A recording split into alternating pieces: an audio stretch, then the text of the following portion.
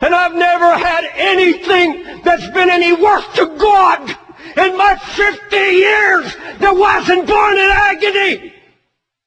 Never. Never. It's all been flesh otherwise. Flesh.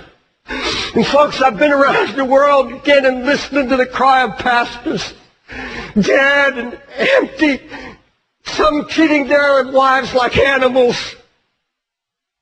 And here I haven't prayed in months, I haven't prayed in 6 months, and I know that sermons won't do it. I know that a new revelation won't do it, covenant won't do it. I know now. Oh my God, do I know it. Until I'm in agony. Until I have been anguished over it. I'm preaching sermons. Oh God, I'm preaching sermons. Then I said, no, it's too late. I don't have that much time. And all our projects, all our ministries, everything we do, where are the Sunday school teachers that weep over kids they know are not hearing and they're going to hell?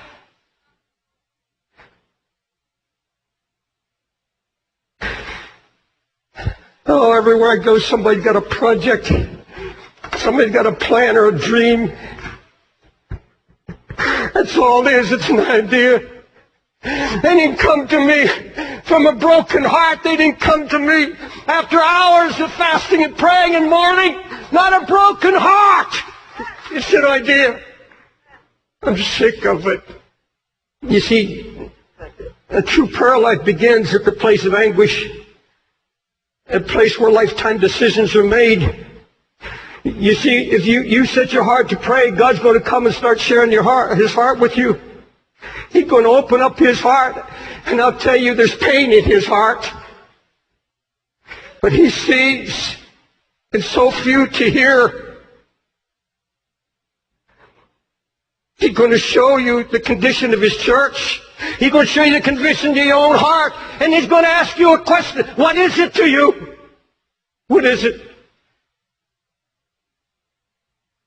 And that anguished servant has to make a decision. And everyone hearing me now, you're going to have to make this decision. I have to make it. You either get up from your anguished place, you walk out of the baptism waters of anguish. You say, I can't handle this. I can barely make it as it is. I don't want it. God, I have enough. I just want to be an ordinary Christian. I don't want to carry this kind of a burden. I don't want to have to weep over my family anymore. I'm just going to take it by faith. See, you have to make a decision. You're going to come and He says, now, if you're going to bear my burden, if you're going to be an instrument of restoration, if you are expecting somebody else to be an instrument to win your family or to do this work, you're mistaken. I've burdened your heart. I've given you my heart, and I've opened up my anguish to you, and I'm letting you feel it and share it so that it will bring you to your knees. Because it is there that I'll speak to you the word of direction. And that's what happened to Nehemiah. He came eventually out of the waters of anguish with a clear word that nobody could reject. He brought the city and nation to its knees. You find that in Nehemiah, the 8th chapter. You see, you either walk away and go back to your passivity and say, I'm just going to be an ordinary Christian, and there's no such thing. Or your heart begins to cry out, oh God, your name is being blasphemed. The Holy Spirit's being mocked. The enemy is out trying to destroy the testimony of the Lord's faithfulness, and something has to be done. You can't go unchallenged. Let's go back to these words. When I heard Jerusalem was broken down.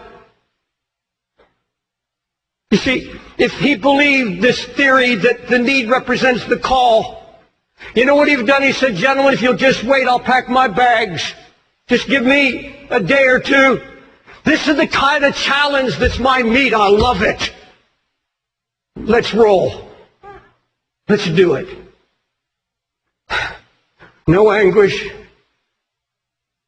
No fasting. No prayer. No brokenness. Let's just do it. Nothing would have been done. The walls would have never been rebuilt. Anything you try to do without this baptism of anguish, it's going to falter and fall. It's not going to work. Here's what a sister wrote to me this past week. She said, Brother Dave, I'm so hungry for the Lord. I'm so tired of how-to meetings. It's all spiritual fluff. I was told of a women's conference that was going to be a great spiritual experience, so I went with a group of sisters. There were 15,000 women. I was horrified the first night when they opened the conference with a comedy sketch. It went from bad to worse. We were hoodwinked by the leaders. There was not a single prayer, not one mention of prayer. It was a farce. And I'm as empty as I've ever been.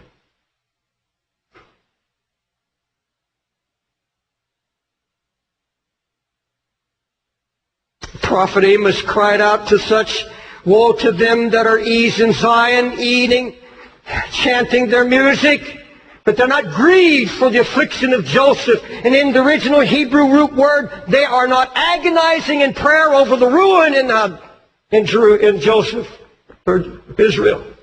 They're not agonizing. They're not in anguish about the conditions.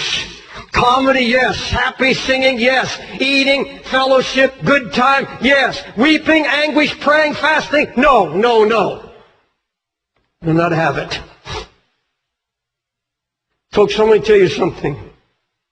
Out of this baptism of anguish comes a marvelous thing that happens to those willing to submit to it.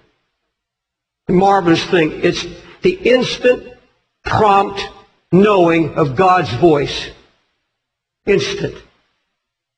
Now see, if you don't have a history of prayer, if you don't have this willingness to share God's heart, you get it by asking Him for it. He said, I'll give. I'm more willing to give you are to receive. This is something you ask. Oh God, I want to step out now and I want to know your heart.